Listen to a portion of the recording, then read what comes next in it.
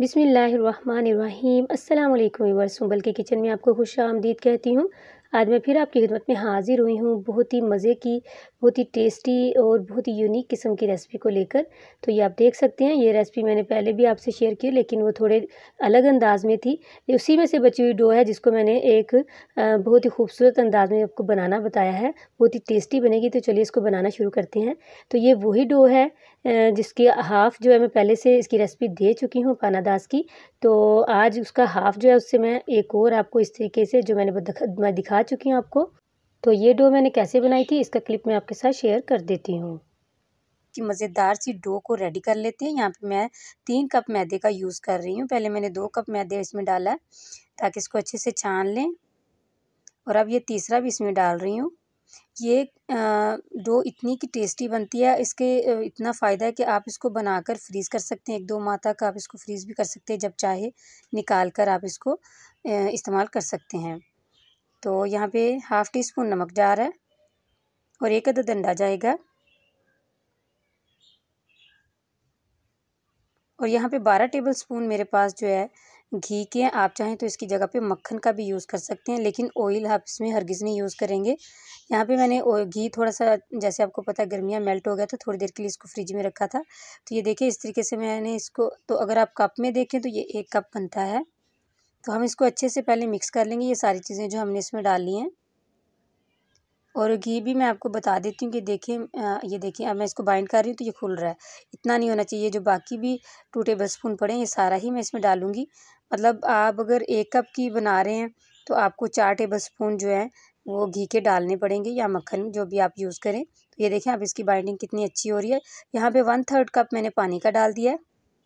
ये रेशो बिल्कुल ठीक है, आपने 1/3 कप ही पानी का इसमें डालना है। तो ये देखिए अच्छे से इसको बाइंड कर लिया मैंने। अब यहाँ पे मैं डाल रही हूँ 3 टेबलस्पून मेरे पिसी हुई चीनी डाल रही हूँ। अच्छा, ये साथ ही में डालनी थी, मैं भूल गई थी, इसलिए मैं इस टाइम पे डाल रही हूँ। आप साथ ही इसको डाल लेना पानी डालने से पहले ना। तो मुझे अभी पास ही पड़ी थी, बाद में याद आया कि मैंने चीनी तो इसमें डाली नहीं। तो इसको चीनी डालने के बाद आपको पता है चीनी भी थोड़ा सा पानी छोड़ती है, तो मैंने पिसी हुई चीनी का इस्तेमाल किया। आप भी इसको पीस के ही डालिएगा। तो अब इसको अच्छे से साथ इसके जो है चीनी डालने के बाद भी इसको अच्छे से ज़रा हम मिक्स कर लेंगे। तो यहाँ पे अल्हम्दुलिल्लाह डो जो है हमारी रेडी हो गई। अब इसको तकरीबन 15 मिनट के लिए मैं फ्रिज में रख दूँगी इस तरह रैप करके, ताकि थोड़ी सी ये सेट हो जाए। फिलिंग हमारी रेडी हो चुकी है, वो भी ठंडी हो गई है। यहाँ पे देखें, तो यहाँ पे हो गए हैं, इसको 15 मिनट मैंने रखा था फ्रिज में। अब इसको खोल लेते हैं। तो थोड़ा सा इसको मसल लेते हैं।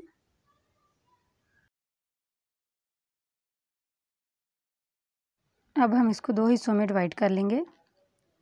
एक हिस्से को मैं रैप करके रख दूँगी। तो आपने देखा कितना इसको इजी है बनाना। मैंने इसको फ्रीज़ किया हुआ था, जब आपको ज़रूरत हो आप पहले से निकाल लें। रूम टेम्परेचर पे आने पे इसको मैंने थोड़ा सा मसल लिया। अब इसको 2 हिस्सों में मैंने डिवाइड कर लिया। तो इस तरीके से छोटे-छोटे 2 पेड़े कर लिए थे। मैं इसकी 2 रोटियाँ सी बना लूँगी। ये देखें इस तरीके से मैंने इसको बेला, ना बहुत ज़्यादा मोटा है ना बहुत ज़्यादा पतला है। तो इस तरीके से मैंने एक प्लेट ले ली, जितना मुझे ये बनाना था उसके हिसाब से मैंने इसका जो है वो साइज़ कट कर लिया है। अब मेरे पास थी ये शामी, मैंने ये भी फ्रीज़ की हुई है। इसको पहले निकालिए, इसकी साइडों से हम थोड़ा-थोड़ा तोड़ के इसकी जो है ना इसको अच्छे से सेट कर लेंगे। ये देख सकते हैं आप। तो अब दूसरी रोटी भी इसके ऊपर इस तरीके से मैं लगा दूँगी। अच्छा, जब इसको जोड़ने के लिए आप हल्का-हल्का पानी का टच जो है ना वो लगा सकते हैं। पानी की फिंगर को गीला करके आप इसकी किनारे भी जो है हमने इस तरीके से फ़ोल्ड करने हैं, इस तरीके से। तो ये देखिए माशाल्लाह बहुत ही अच्छे से ये मैंने इसको कर लिया। अब जो थोड़ी-सी डो बची थी उसको मैंने बेल के उसकी मैंने स्ट्रिप्स कट कर ली हैं। यहाँ पे ये मैंने अंडे की ज़र्दी ली थी, उसमें हल्का-सा मैंने येलो कलर जो है वो डाल दिया था। आप चाहें तो एग वॉश भी इसमें वो क्या कहते हैं दूध का इस्तेमाल कर सकते हैं। तो मैंने ये किया क्योंकि मैं इसको ओवन में नहीं बना रही, पतीले में बना रही हूँ, तो ज़रा एग इस तरीके से लगाई हो ना एग यolk, तो वो बहुत ही अच्छा सा कलर आ जाता है। तो इस तरीके से मैं एग लगा रही हूँ नीचे, और इस तरीके से मैं इसके ऊपर पत्तियाँ लगा रही हूँ, बहुत ही प्यारी सी। तो ये देखें 4 इसके जो मैंने इसके बनाए हैं बॉक्स उसमें लगा दी, और ये एक फूल मैं इसके सेंटर में बना दूँगी।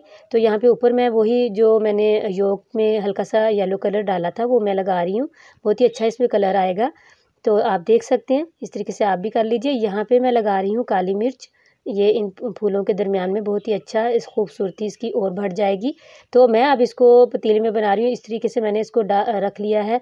ये केक पैन था मेरे पास, तो उसमें इस तरीके से मैंने बटर पेपर लगा के तो इसको दिए हैं मैंने 20 से 25 मिनट लो फ्लेम पे। देखिए माशाल्लाह कितना अच्छा कलर आया है, ऊपर से भी और नीचे से भी बहुत ही ज़बरदस्त ये बना है। और अंदर फिर आपको पता है शामियाँ हैं इसके, तो क्या ही टेस्ट इसका होगा। तो बहुत ही खूबसूरत लग रहा था और खाने में तो इसका कोई जवाब नहीं। मैं आपको पीछे से भी दिखा देती हूँ। देखिए कितना अच्छा ये ऊपर और नीचे से दोनों साइडों से ऐसे लग रहा है जैसे मैंने इसको ओवन में बनाया है। तो आप इस रेसिपी को ज़रूर ट्राई कीजिए, बहुत ही आपको मज़ा आएगा। बच्चे बहुत खुश हो जाएँगे। आप इसको लंच बॉक्स में भी बनाकर दे सकते हो और इसको आप बनाकर इस डो को आप फ्रीज़ भी कर सकते हैं।